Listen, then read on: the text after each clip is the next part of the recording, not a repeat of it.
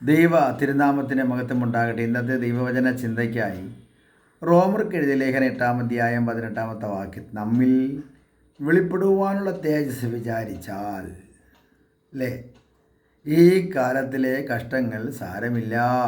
ഈ കാലത്തിൽ കഷ്ടമേ ഉള്ളൂ. അപ്പോൾ ഈ കാലത്തിലെ കഷ്ടങ്ങളൊക്കെ സഹിച്ച് വേണം നമ്മൾ എന്ത് ചെയ്യേണ്ടത്? കൃപയിൽ നിൽക്കേണ്ടത്.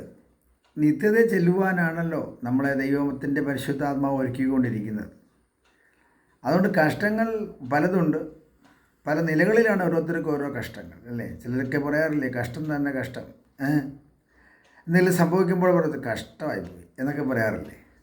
അപ്പം ഈ ജീവിതത്തിൽ ഇതെല്ലാം ഉണ്ട്. കഷ്ട തേജസ്സേറിയ സുഖപ്രദമായ ഒരു സമ്മിശ്ര ജീവിതമാണ് നമ്മുടെ ക്രിസ്തീയ ജീവിതം. അതിൽ സന്തോഷിക്കണം. ഓരോരുത്തർക്കും ഓരോ ശുശ്രൂഷകളാണ്, ഓരോരുത്തർക്കും ഓരോ കഴിവുകളാണ്, ഓരോരുത്തർക്കും ഓരോ തേജസ്സാണ് അല്ലേ. അതുകൊണ്ടാണല്ലോ 1 Corinthians 15:41 വായിക്കുന്നത്, സൂര്യൻ്റെ തേജസ് വേറെ, ചന്ദ്രൻ്റെ തേജസ് വേറെ, അങ്ങനെ നക്ഷത്രങ്ങളുടെ തേജസ് വേറെ അല്ലേ. അപ്പോൾ ഓരോരുത്തർക്കും ഓരോ തേജസ്സാണ്. ആ ശുശ്രൂഷകളെല്ലാം നിർവഹിയായി നിർവഹിക്കുക. നമുക്ക് തന്നിരിക്കുന്ന കൃപയ്ക്കൊത്തവണ്ണം ദൈവനാമ മഹത്വത്തിന് വേണ്ടി നമ്മുടെ ക്രിസ്ത്യ ജീവിതത്തെ ദൈവത്തിൻ്റെ നാമമഹത്വത്തിന് വേണ്ടി അലങ്കരിക്കാൻ കഴിയട്ടെ.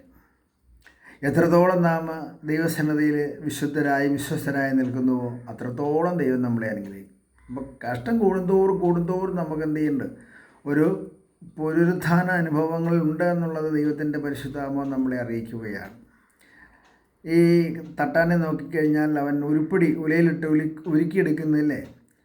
എന്നാൽ അതിനെന്താ വെച്ചാൽ അതിൻ്റെ കീടങ്ങളൊക്കെ മാറ്റി കിട്ടാൻ വേണ്ടിയാണ്. അത് പുറത്ത് നല്ല പൊന്നായി പുറത്ത് വരും. ഇതുപോലെ നമ്മളും നല്ല ദൈവത്തിന് കൊള്ളാകുന്നവരായി ദൈവകൃപയുടെ മഹത്വത്തിനായി നിൽക്കേണ്ടതിന് ആ നിത്യതയിൽ കർത്താവിൻ്റെ തേജസ്സോടൊപ്പം നമ്മൾ തേജസ് പ്രാപിച്ചവരായി അനുഗ്രഹിക്കപ്പെട്ടവരായി നിൽക്കുവാൻ കർത്താവ് ഈ വചനം നമുക്ക് അനുഗ്രഹമാക്കി തന്നിരിക്കുകയാണ്. ഇന്ന് ഈ ദൂത് കേൾക്കുന്ന എല്ലാവരും ദൈവത്താൽ അനുഗ്രഹിക്കപ്പെടട്ടെ. അതുകൊണ്ട് നമ്മിൽ വെളിപ്പെടുവാനുള്ള ഒരു തേജസ്സുണ്ട്. ആ വെളിപ്പെടുവാനുള്ള തേജസ് നമ്മളായിട്ട് നഷ്ടമാക്കാതെ അതിനുവേണ്ടി ഒരുങ്ങി സന്തോഷത്തോടെ കർത്താവിൻ്റെ നാമമുഖത്തിന് വേണ്ടി ജീവിക്കാം. കണ്ണുകളെ അടയ്ക്കാം. പരിശുദ്ധ പിതാവേ, തിരുവചനം ഞങ്ങൾ അനുഗ്രഹിച്ചു തന്നതിന് സ്തോത്രം. നാമത്തെ മഹത്വപ്പെടുത്തിയാലും യേശു ക്രിസ്തുവിൻ്റെ നാമത്തിൽ തന്നെ. ആമേൻ.